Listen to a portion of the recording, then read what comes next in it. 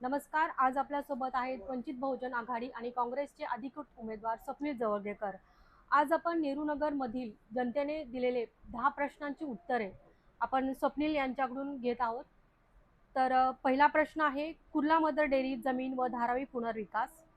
Kurla डेअरीची 21 acre जमीन सुमारे 2600 झाडांसह धारावी पुनर्विकास प्रकल्पासाठी वापरण्यात येत आहे. या प्रकल्पामुळे कुर्ला पूर्वमध्ये सुमारे 40-50 हजार अतिरिक्त लोकसंख्या येण्याची शक्यता आहे. आपण नगरसेवक म्हणून निवडून आल्यानंतर या निर्णयाविरोधात किंवा पुनर्विचारासाठी महापालिका व राज्य सरकार स्तरावर नेमकी कोणती ठोस पावले उचलणार? नमस्कार, माझं नाव स्वप्नील राजेंद्र जवळगेकर. मी वंचित बहुजन आघाडी आणि काँग्रेस पक्षाचा 169 प्रभागाचा अधिकृत उमेदवार आहे.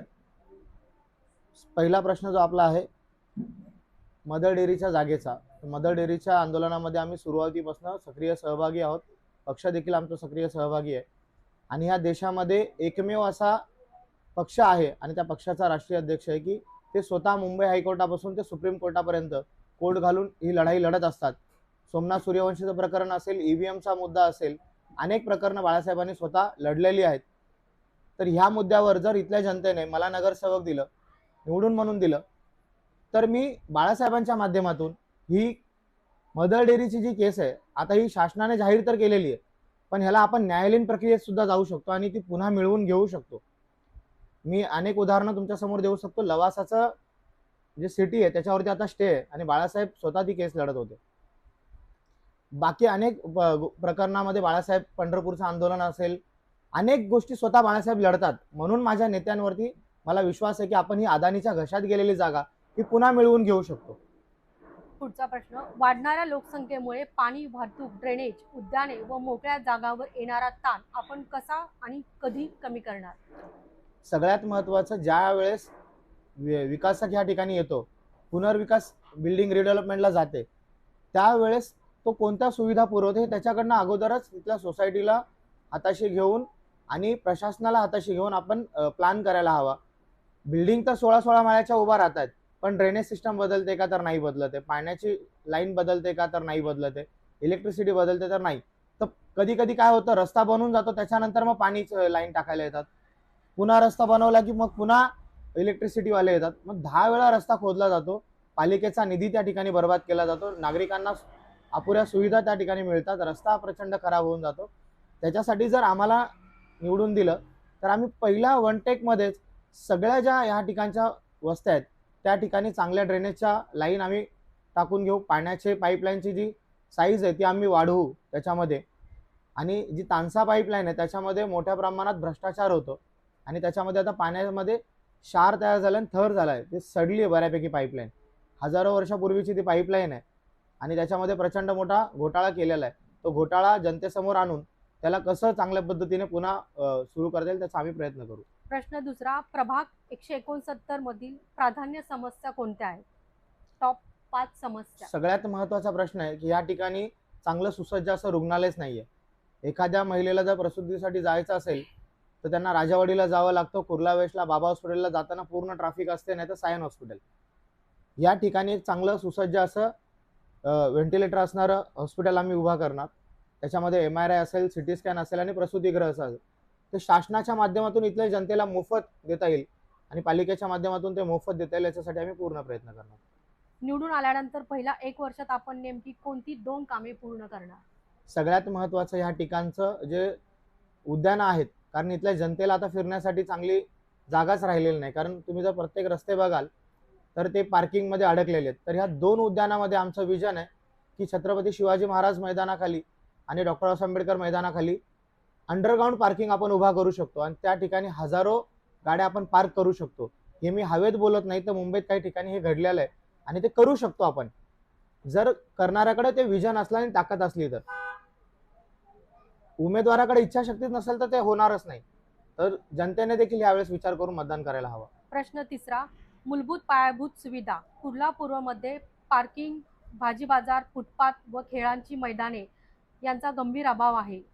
नगरसेवक म्हणून आपण कायदेशीर भाजी बाजारासाठी जागा कुठे व कधी आरक्षित करणार? आता जागा आरक्षित करायचं म्हणल्यानंतर जागेवरती अनेक ठिकाणी कब्जा झालेला आहे. महानगरपालिकेच्या जागा असतील किंवा म्हाडाच्या असेल, तर ज्यावेळेस आम्ही प्रशासकीय यंत्रणेत जाऊ, ज्या ज्या ठिकाणी प्रशासकीय यंत्रणेच्या जागा आहेत त्या ठिकाणी पहिलं शासनाच्या आणि पालिकेच्या ताब्यात मिळवून आम्ही त्या ठिकाणी त्या जागा उपलब्ध करून देऊ. फुटपाथ अतिक्रमण मुक्त करण्यासाठी कोणती ठोस यंत्रणा वापरणार?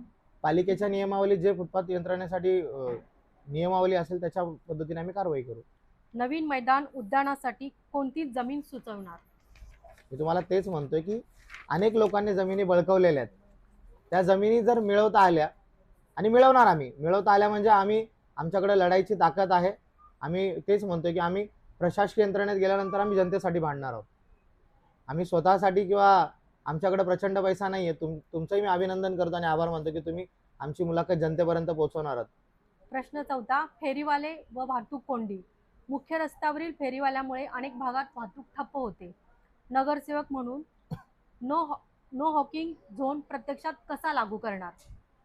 सगळ्यात महत्त्वाचं की फेरीवाले आणि जे मार्केट आहे ते इथल्या स्थानिक लोकांचे असायला हवेत आणि स्थानिकांना त्या ठिकाणी प्रथम प्राधान्य देणार, आणि ते देखील याच ठिकाणचा भाग आहेत. म्हणून ज्या ठिकाणी त्यांना चांगल्या पद्धतीने स्थलांतर करता येईल त्यांना स्थलांतर करून त्यांचा रोजगार चांगल्या पद्धतीने करून आम्ही नो हॉकर झोन तयार करू. याची अंमलबजावणी नेमकी कधीपासून सुरू होईल? निवडून आल्यानंतर 100% चालू करू. प्रश्न 5. मोकळ्या जागा, उद्याने व सार्वजनिक सुविधा. लोकसंख्या वाढली आहे, परंतु उद्यान, खेळाची मैदाने व ज्येष्ठ नागरिकांसाठी पुरेशा जागा उपलब्ध नाहीत. आपली ठोस योजना. नवीन उद्याने, मैदाने कोठे आणि किती क्षेत्रफळात विकसित करणार? आता नवीन उद्यानासाठी मला असं वाटतं मदर डेअरीची एकमेव जागा आपल्याकडे आहे आपल्या प्रभागामध्ये. बाकी ज्या ठिकाणी उद्यानं आहेत त्याच्यावरती काय अतिक्रमण झालं असेल किंवा आजूबाजूला त्याचं डेव्हलपमेंट नसेल झालं किंवा त्या ठिकाणी नागरिकांना जाण्यासाठी त्रास होत असेल, तर त्या ठिकाणी नागरिकांना सहजरित्या पोहोचता येईल. त्या उद्यानामध्ये सगळ्या अत्याधुनिक पद्धतीच्या सगळ्या ज्या काही सुविधा आहेत, मुलांना आता खेळण्यासाठी लागणारं साहित्य असेल ते आम्ही पूर्व आणि उद्यानं सुसज्ज करू. मदर डेअरीसारख्या जागा सार्वजनिक वापरासाठी राखण्याबाबत आपली स्पष्ट भूमिका काय आहे? मी पुन्हा एकदा सांगतो की ही लढाई आता कोर्टातच लढणार आहोत, कारण ही लढाई आता रस्त्यावरनं कोर्टापर्यंत गेलेली आहे आणि प्रशासन आणि इथलं महाराष्ट्र शासन हे अदानीच्या हाताचं भावलं झालेलं आहे. तर अदानीला सुद्धा या देशाचं संविधान कशा पद्धतीने वटणीवरती आणू शकते हे आम्ही न्यायालयीन लढाईमध्ये जाऊन तुम्हाला दाखवून देऊ. पाणी पावसाळ्यामध्ये खूप ठिकाणी पाणी वगैरेच असतं, तर बऱ्याच ठिकाणी पाण्याची वॉटर लॉबिंग वगैरे होते, तर ते नीट करण्यासाठी तुम्ही काय पावलं उचललं? सगळ्यात महत्त्वाचं, कुर्ल्याच्या आजूबाजूला मिठी नदी आहे आणि मिठी नदीतला भ्रष्टाचार, दिनमोऱ्याचं प्रकरण तुम्हाला माहितीच असेल.